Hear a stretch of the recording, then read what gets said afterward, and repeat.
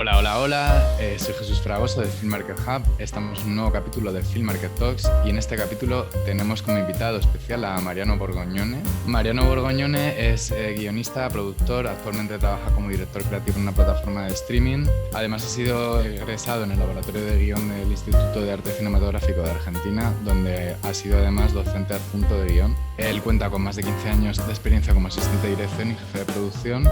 Y además, y es por la razón por la que está aquí, es el último ganador del concurso internacional de pilotos de televisión de Film Market Hub en su categoría LATAM, gracias al guión de su serie Criollo. Por poneros un poco en contexto, Criollo es una serie de 8 episodios de unos 48 minutos que narra la historia de una psiquiatra que se obsesiona con los recuerdos que narra a su nuevo paciente, que dice tener más de 500 años de vida. Vaya historia que tiene este guión. Me gustaría, Mariano, que para arrancar nos hicieses, si te atreves, un elevator pitch de tu proyecto. Bien, hola, un gusto a todos, muy lindo estar acá. Eh, Criollo básicamente es la historia de un hombre que recuerda en un país que olvida. A mí me gusta como empezar y definirlo así, porque fundamentalmente habla un poco de una sociedad callada y apagada que no busca ver hacia atrás para entenderse los problemas que está teniendo ahora.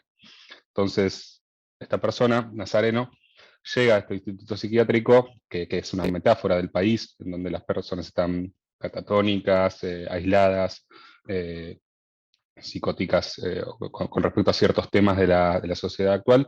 Y bueno, si bien él en un principio es un poco reacio a estar ahí, busca escapar, y por supuesto, como toda persona que tiene más de 500 años, rechaza la terapia porque cree que no tiene nada que aprender, bueno, se empieza a conectar con todas esas injusticias y empieza como a repetir esa figura heroica que ha tenido a lo largo de la historia como gaucho, como guerrero, como guerrero aborigen, como en todas las distintas facetas en las que él ha atravesado.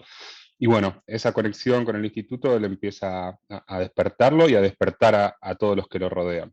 A la vez, en paralelo, está la figura de la doctora Alejandra, que ella acaba de tener una gran promoción por cuestiones de su ámbito social y familiar. Ella busca crecer permanentemente y ya dejó de querer lo que siempre le apasionó, que era la terapia, el diagnóstico. Pero al conocer a Nazareno, que es como su nuevo objetivo, que a pedido del jefe del instituto, ella tiene que darlo de alta rápido, porque en ese instituto está cometiéndose un vaciamiento institucional para vender el terreno, echar a los pacientes. Y bueno, ella conoce a Nazareno y al principio, bueno, como todo paciente cree que es un brote psicótico, pero a medida que él va contando más y más historias, ella se empieza a obsesionar y hasta empieza a creerle y bueno, empiezan a desarrollar también una relación y ella tiene una transformación muy grande. Ambos se transforman, pero la de ella es como más fuerte. Eh, y bueno, básicamente nace, como te decía, por la primera frase, eh, como en todo país de Latinoamérica, creo, hoy muy en la sociedad, hay muchas, en Argentina le llaman grieta, divisiones sobre las distintas formas de ver el mundo, la política y la economía. Y bueno, en Argentina puntualmente hace unos 15 o 20 años está muy fuerte, muy presente esa sensación.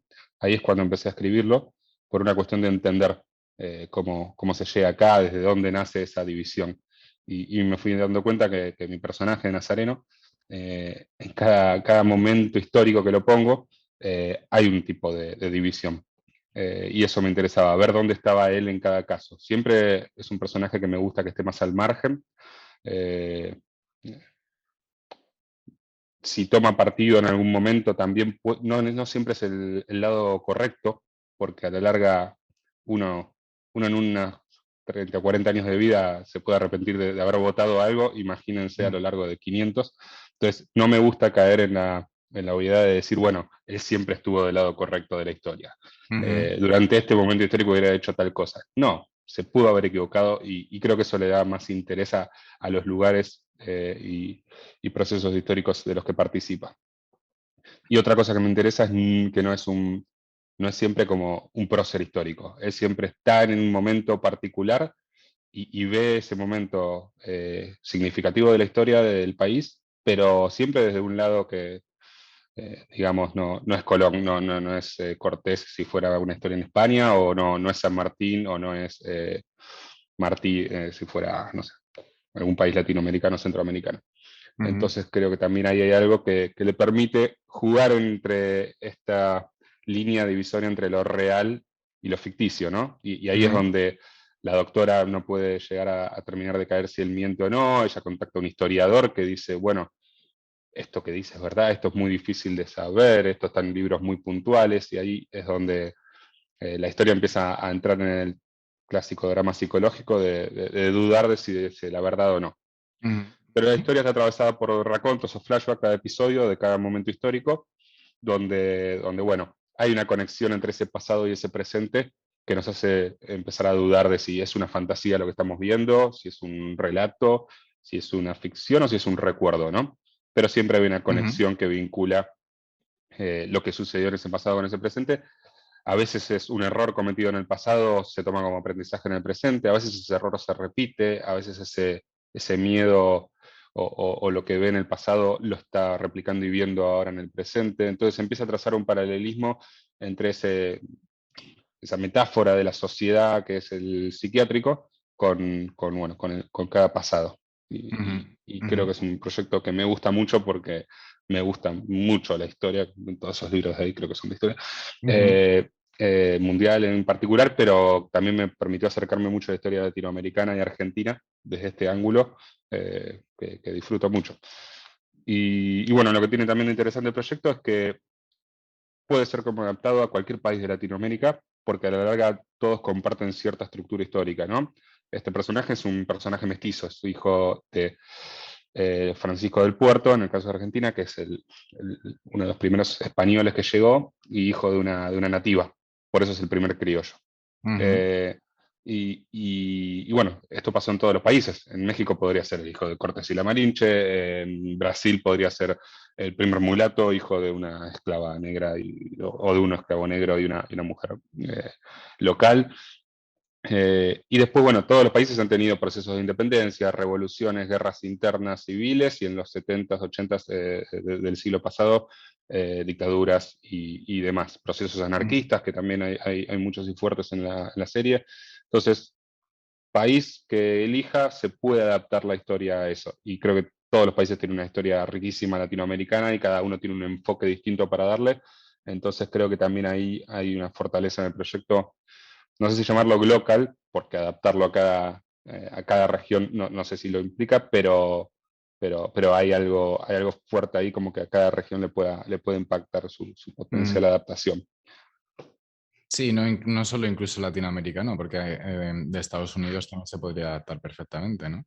Totalmente, sí. Lo mismo que decía, creo que sobre todo hoy, si bien hay series muy buenas sobre western que se están dando hoy, que me encanta, todo lo que hace Ujú, Taylor Sheridan, bueno, desde la que había hecho HBO, Deadwood, a ahora que están ujú, haciendo 1883, ujú, son géneros que están buenísimos de western, pero también con la relectura de todo lo que está sucediendo en Estados Unidos y viendo, no sé, desde Cien años de esclavitud a cualquier otra, Django mismo, también podría ser la figura de, bueno, el primer como es descendiente de un africano en Estados Unidos y tendría una actualidad temática muy fuerte, ¿no? Así ujú, que, ujú, porque comparten el mismo proceso o la estructura histórica de migración, revoluciones y demás. Wow, o sea, tiene muchísimas capas tu historia y además se nota que la tienes súper estructurada. Una cosa que me parece súper interesante de esta historia es que, bueno, como tú bien decías, se enfrenta a pasado y presente de la historia argentina y sucede a lo largo de 5 siglos. ¿Qué trabajo de campo tuviste que hacer como guionista para desarrollar esta historia? Decías que tenías como muchos libros detrás, ahí en la estantería de Acá, historia. allá en el estudio tengo muchísimos. Entiendo que Sí, has bueno, leído mucho. Sí, cuéntame un poco sobre ese campo de investigación para hacer la historia. para todo lo que escribo, siempre me gusta mucho empezar por la investigación. Todavía estoy en la etapa del libro físico, ya me voy a Ujú, adaptar a los tiempos que corren ujú, y irme a algún dispositivo. Siempre me gustó mucho investigar leyendo. Mi trabajo como asistente de dirección también me obligaba a juntar y buscar muchas referencias visuales de películas y series. Entonces eso también me complementa. Y en la parte de lectura, bueno, este proyecto lleva desde que se esbozó unos 12, 15 años, creo que casi desde que empiezo a estudiar cine. Después cobró fuerza, ahora después les cuento cuándo. ujú, Eh, y empezó con típicos libros que repasan toda la historia argentina, y a medida que tenía como ese panorama global, empecé a elegir como momentos puntuales en los que me servía para trazar ese paralelismo con el presente y a comprar o a buscar libros, investigar de autores sobre cada época específica. Justo el primer episodio, y de ahí juego un poco con los nombres de los personajes, nace en una especie de golpe de Estado. No existían los países por sí, no existía Argentina como tal, si mal no recuerdo, y hay un golpe de Estado en la provincia de Buenos Aires de Lavalle a Dorrego, de ahí que a la protagonista ella le pongo Valle y al otro personaje al que ella desplaza le pongo Torres o Manuel Torres por Dorrego, Ajá. y empiezo a jugar con eso, ¿no? Ujú, Y después, bueno, a medida que trazo como la macroestructura o ahora el arco, como se dice, y defino un poco qué pasa en el pasado, qué le tiene que pasar en el presente, vuelco a ver qué va a pasar en el pasado y trato de tener como cierta distribución a lo largo de toda la historia, ¿no? No caer solo en historias del siglo XVIII o del XX, sino también, bueno, tomar algo del siglo XVII, XVIII, XIX, XX, XXI, para poder retratar fielmente todas las instancias de la historia argentina. ujú, Obvio que en algunos es un raconto largo, en otros simplemente puede ser una frase que dice durante la terapia, siempre se vuelve un raconto, pero a veces también se tocan otras historias que no son vistas. Y después tengo un montón de historias más que quedaron ahí para una posible segunda temporada. Pero la verdad que uno a medida que investiga, bueno, dice, y ahora lo quiero yendo al Ártico, y ahora lo quiero acá, y bueno, todo no se puede. Pero ujú, cada vez que te pones a investigar hay mucha aventura. Y también no quería que sea solo un guerrero, ¿no? Solo un gaucho que pelea con Facón, o un guerrero aborigen. Digo, me gusta a veces cuando entra en lo íntimo. Eh, a un viaje en tren con una chica en la que, bueno, se traza una figura paterna, que él es una persona que no puede tener hijos. Entonces, bueno, es como mucho más íntimo y contrasta con el resto de los episodios. Y así con cada uno, buscarle como algo interesante y que ujú, te da ese momento histórico. Hay uno que está en una cárcel todo el episodio, pero habla con un personaje legendario, ahí entro en la historia real, ¿no? Habla con un carnicero, una especie de Butcher en Pandillas de Nueva York, un personaje así real que sucedió en Argentina, y ese episodio transcurre en una cárcel, ¿no? Entonces también es como el famoso episodio embotellado, ¿no? ujú, Y como que cada episodio me permite una estructura con la cual jugar, una historia con la cual investigar, y bueno, mucha lectura, muchísima. A ujú, veces uno quiere leer por placer, no sé, una novela nueva y eso, y dice, uy, pero tengo que terminar esta investigación. ujú. Entonces, nada, lleva tiempo. Bueno, lleva tiempo, pero tiene pinta de que es un trabajo muy bonito, la verdad. Comentabas que a lo mejor hay una posibilidad de que hubiese una segunda temporada. ¿Esto es porque hay un final abierto en la serie o...? Sí, esto también como para, aprovechando y empiezo a tocar el tema de las posibilidades que me permitió ganar el concurso, es que Ujú, empecé a recibir feedback de productoras. Digo, yo ujú, tenía una primera Biblia que había trabajado, que es la que entrego cuando entrego el guión que termina ganando el piloto. Y bueno, algunos de los feedbacks de esas productoras me empiezan a dar un panorama interesante de la industria, de lo que se busca, ¿no? La serie en un momento tenía 13 episodios, también fui acotándola por recomendaciones que yo comparto, porque hoy ya no se hacen series tan largas, lo ujú, cual también me permitió enfocar más en ciertas facetas claves del personaje. Y bueno, y también eso de ser más claro, quizás hacia el final, de dejar en claro si es inmortal o no jugar tanto con lo ambiguo en algunos aspectos, lo ujú, que hace que para mí sí, hay un final abierto que permite pensar que haya una segunda temporada, y si no la hubiera, primero tiene que haber una primera, pero si no la ujú. hubiera, también es satisfactorio el cierre, porque si no pasa lo que pasa con algunas temporadas que levantan o películas que son parte de sagas que después no siguen y uno se queda como con las ganas, ¿no? Ujú, ujú. Sobre tu personaje principal, me gustaría que nos contases un poco por qué crees que es ahora importante rescatar la historia identitaria de los nativos americanos. Bueno, creo que estamos en todo el continente en proceso de reconstrucción de cómo se ve el pasado desde otro ángulo. Como decía, digo, hay series incluso norteamericanas que ya no tratan al indio como, bueno, un personaje que estaba de fondo para dispararle, sino como que se empiezan a contar voces y puntos de vista de ellos muy interesantes. Mm, Digo, y hay voces para todo. El otro día había un debate sobre si en redes sociales, sobre si John Ford invisibilizaba a los nativos. Y bueno, a mí me gusta lo que hace John Ford. Quizás ujú, no es él a quien hay que pedirle que los visibilice, quizás hay otras voces que pueden hacerlo. En este caso es lo que me pasa un poco a mí. A mí me interesa justamente destacar y eso porque siempre me apasionaron todo. Sobre todo me apasionan cualquier movimiento que sea una minoría y que combata a un imperio, ¿no? Me gusta ujú, mucho en ese sentido el cine de Coppola cuando lo hace.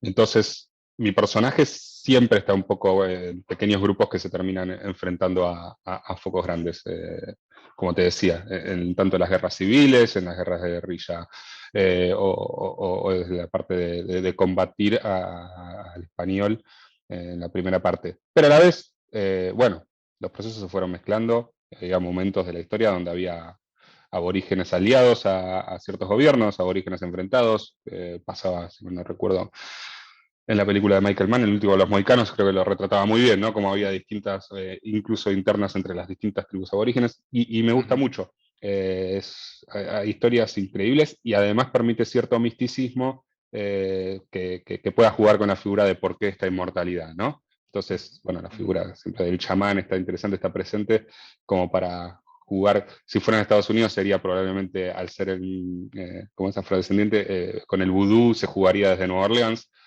Bueno, acá con lo aborigen te permite eso. Y bueno, uno viajando por el país y conociendo un poco la historia también ve que hay historias que recontra merecen ser tocadas y no ignoradas ni invisibilizadas, ¿no? ujú, Eh, ujú, está bueno y hoy está aflorando mucho, además creo que es actual, da una actualidad temática recontra interesante. ujú. Nos contabas antes bueno, el proceso de escritura ha sido muy largo, no sé si has hecho 12 años, pero que hubo un momento como que sentiste que iba a salir más la historia y que ahí sí que se aceleró. ¿Cuándo fue este momento? Cuéntanos un poco. Yo, bueno, había empezado a esbozar eh, por referencias que me gustaban y decir, bueno, uno empieza a combinar, ¿no? Un what if, ¿qué pasa si esto con esto? Como te decía, soy muy fanático del nuevo Hollywood. Atrapado sin salida siempre me gustó mucho, pero también varias películas en institutos psiquiátricos siempre me apasionaron. Ujú, Entonces ya tenía esbozado, bueno, qué pasaría si, además hay una película argentina que se adaptó en Estados Unidos, se llamó K-Pax en Estados Unidos y Hombre mirando al sudeste en Argentina, sobre una persona que llega también a una institución similar, pero dice que es un extraterrestre. Entonces, jugar un poco con lo conocido, pero empezar a salir, a sacarlo de las obviedades y llevarlo para lo que me gustaba, siempre me interesó. Y cuando yo estudio cine en la escuela de Avellaneda, que era muy buena en fotografía y realización, y unos años después empiezo a estudiar en el laboratorio de guión de un profesional que respetaba mucho, que es Patricio Vega, que es un gran guionista, y que además después me empecé a dar cuenta que veía el cine como yo, y le gusta mucho también este cine que me gusta a mí. Y de ahí enseñaban series. Entonces, como que me dio el proyecto de segundo año en el que había que desarrollar un piloto y una Biblia, que es al fin y al cabo lo que se presenta en todo concurso. Dije, bueno, acá tengo esta idea, voy a empezar a ponerle pies y cabeza. Así que ahí como que finalicé de escribir el piloto, o sea, me propuse escribir el piloto y bajé a tierra o a papel una estructura, una macroestructura, esta primera intento de aproximación de 13 episodios. Y es como que, bueno, como todo curso, ¿no? Uno a veces lo hace para obligarse a hacer algo, porque si no, si fuera por su cuenta no lo haría. Creo que me ayudó muchísimo, además de ver y entender y aprender las estructuras de distintos géneros de series. Nada, fue un muy buen momento. Creo que ahí empezó, conseguí ese primer libro en el que me inspiro para el momento histórico del piloto. Y bueno, a escribir, a escribir. El otro día justo repasaba y había varias versiones. El teaser era cualquier cosa en la primera versión. Ahora leo el teaser y digo, qué bueno, el anterior era horrible. Pero bueno, uno cuando ve algo que escribió hace mucho tiempo y empieza a ver de la primera a la última versión, ve cómo cambian y cómo son los procesos. La verdad que se sorprende de uno mismo. Hay que reescribir. Mm. Nada, se ve que disfrutas mucho como guionista, pero aparte, bueno, eres productor, eres docente, eres director creativo en una plataforma de streaming. ¿Con cuál de estos roles te sientes más cómodo? Eh, Como todo en la industria audiovisual, he hecho de todo, me gusta todo y creo que haber pasado por todas las áreas, lo que más me da y más me gusta, si pudiera elegir, y si esa figura existiese en distintas industrias, es la figura de showrunner, porque Ujú, he ujú, dirigido, he sido jefe de producción, escribo guiones, dirijo equipos actualmente, procesos creativos de mucha gente, superviso muchas grabaciones, tengo muchísimas horas de rodajes, de despertarme muy temprano a las madrugadas y ir a rodajes muy largos. ujú, Entonces, y realmente cuando uno arma una Biblia, una presentación, investigo mucho el audiovisual, investigo mucho la referencia estética, nada, he dirigido cortometrajes y demás. Entonces, la figura de showrunner es algo con lo que me siento identificado, hoy no lo estoy haciendo, estoy con otros procesos y objetivos, pero sería eso mi fin, porque bueno, me ujú. permite tener control sobre la historia, pero a la vez no ser un área específica, sino bueno, supervisar a varias áreas que puedan llevar a cabo.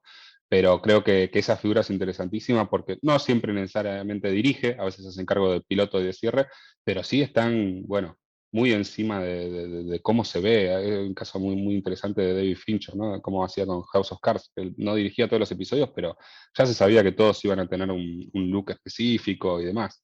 Recuerdo una entrevista a Juan José Campanella, él decía que había dirigido un episodio de Doctor House, pero que tenía ciertos parámetros de los cuales no podía moverse, que tuvieron que hacer como un pedido especial para poder sacar a House de su oficina. De hecho, es un episodio muy lindo el que dirige él, de House.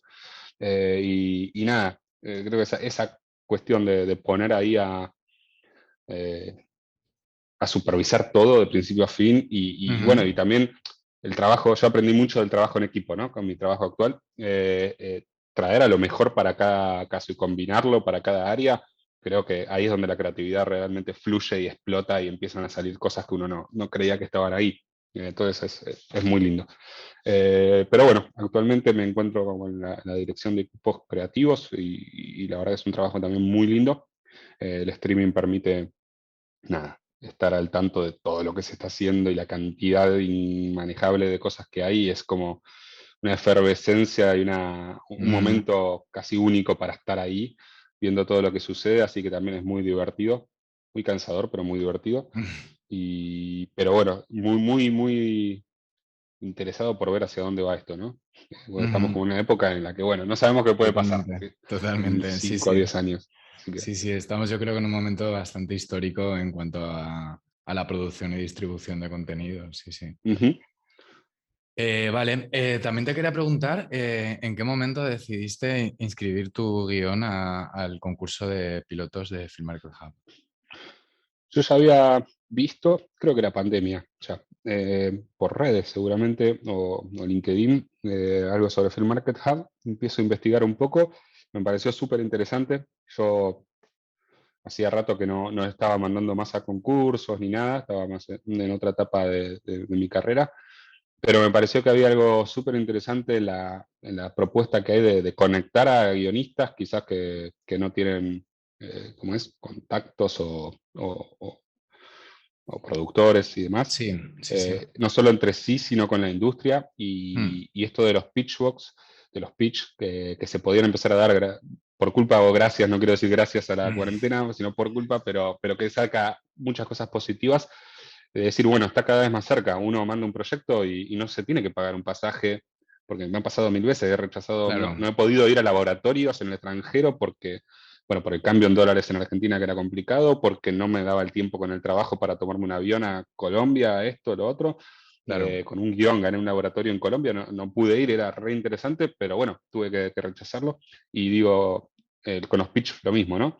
Y digo, bueno, qué gran oportunidad, porque uno, si le va bien en el concurso, puede hacer un pitch que antes no podría. Ujú, Entonces, bueno, empecé a investigarlo. Tenía este proyecto que como que sentía, había quedado la Biblia donde en ese estado. Yo ya seguí escribiendo, la pandemia me ayudó a escribir bastante, ya llevo 6 7 episodios escritos, de cuando eran 13, ahora los tengo que unificar algunos y bajar. Y dije, bueno, vamos a reescribir un poco el piloto, actualizarlo un poco porque ya lleva unos 10 años sin tocarlo. Y bueno, envié.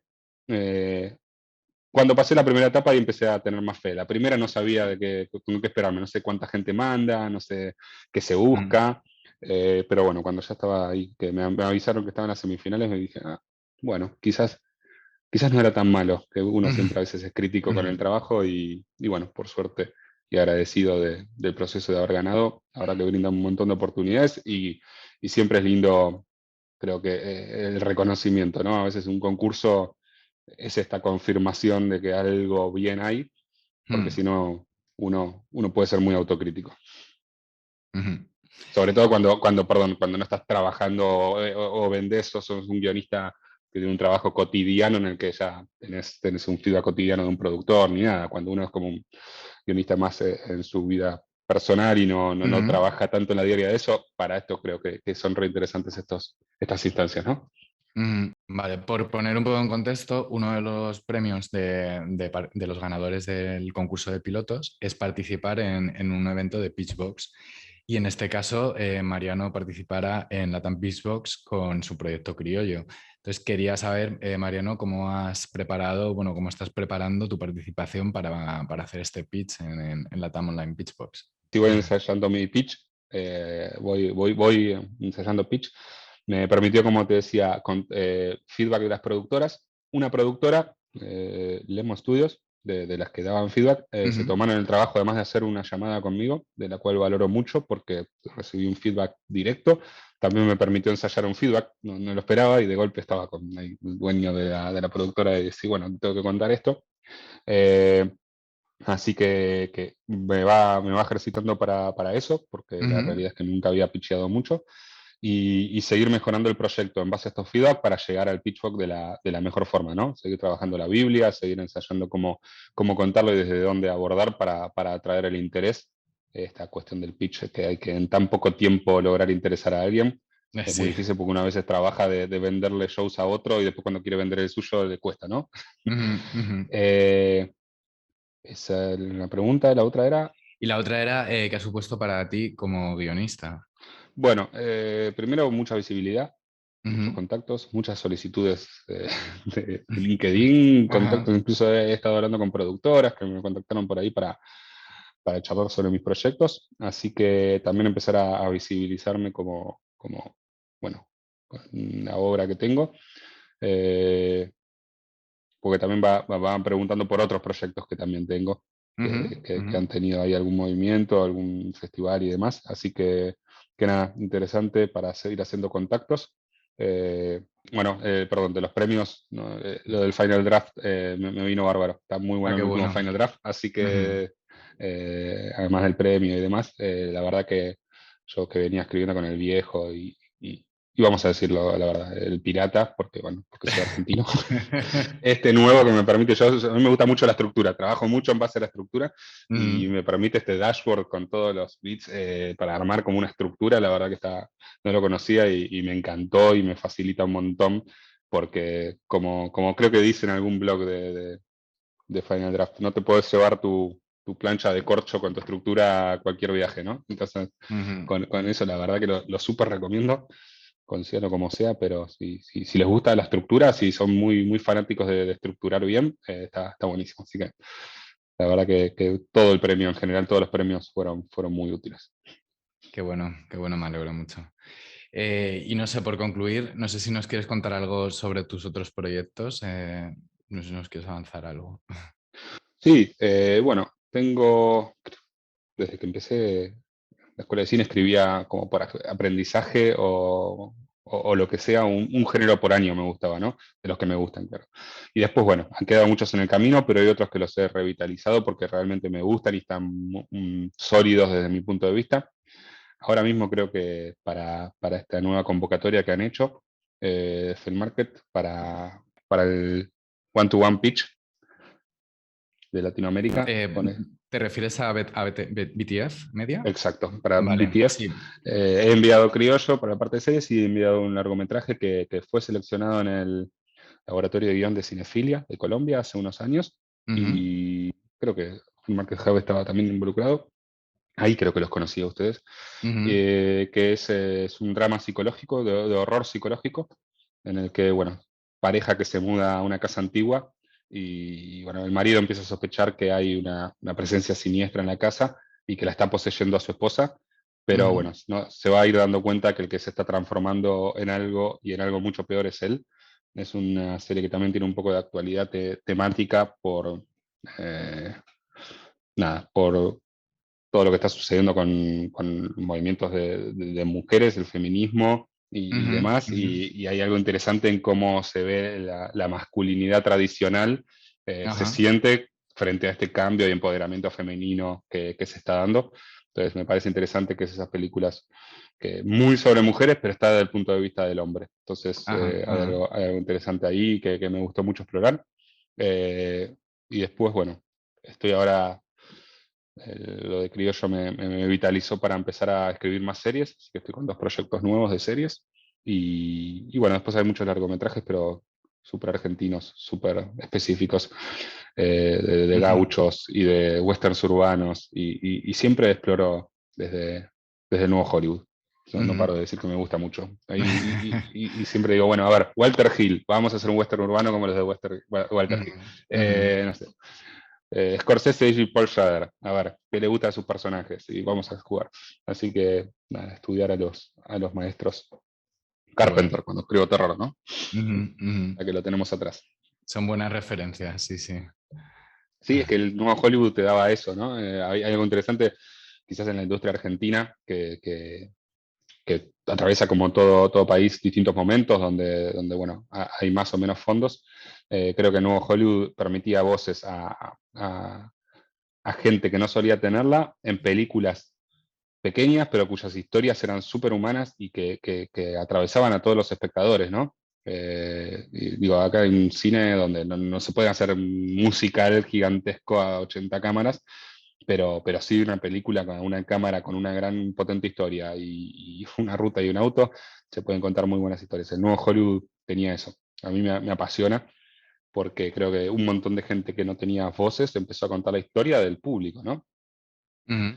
No te quiero sacar tiempo, es una anécdota de una película que se llama The Last Detail, de Hal Ashby, con Jack Nicholson. Ellos son dos policías militares que tienen que llevar a un chico del ejército a una cárcel al otro lado del estado, ¿no? Porque se había robado, no sé, una caja de la esposa, de la rifa de la esposa de un general.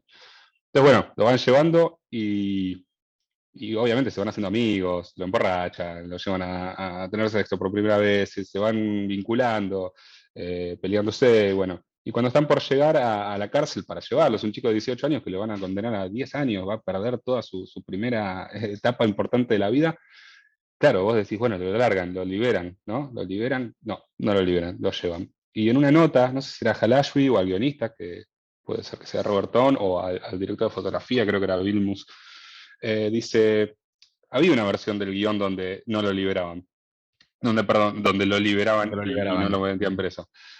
Pero no nos sentíamos que le podíamos ir a decir al público, que estaba en una recesión. Che, mirá, yo pierdo mi trabajo, pero hice lo correcto, ¿no? Libero a la persona. Digo, sería hipócrita de nuestra parte decírselo al público. Y para mí esa historia, esa anécdota engloba lo que me gusta del nuevo Hollywood. Ujú, Eran cineastas honestos con su audiencia y entendían a la audiencia y por eso la audiencia explotó y lo iban a ver. Después, bueno, pasó lo que ya sabemos que pasó, llegaron las drogas a Hollywood, empezaron las sagas, que las sagas siguen hasta el día de hoy, y bueno, Más que y nunca. se fundieron estudios y terminó el nuevo Hollywood y empezó otra década donde las sagas eran más importantes. Pero esa época puntual, uno tiene para ver docenas, decenas de historias y cineastas increíbles. Y sobre Ujú, todo con modelos de producción bastante similares a los que se puede dar en el cine independiente, ¿no? ujú, ujú, ujú. Qué buena Perdón por la anécdota. anécdota larga, pero me la Nada, nada, acordaba. me ha encantado la anécdota. ¿Cómo se llamaba la película, por cierto? Se llama The Last Detail, Ujú, ok. eh, de Hal Ashby, en español el nombre que le han puesto. Ah, El último de ver. Ujú, Jack Nicholson vestido de marinero está. ok, ok. Muy bien, pues nada, muchas gracias Mariano. Y nada, y recordar a toda la audiencia que actualmente tenemos abierta la convocatoria de concursos, del concurso de pilotos de televisión. Se aceptan proyectos tanto latinoamericanos como de España. Hay que mandar un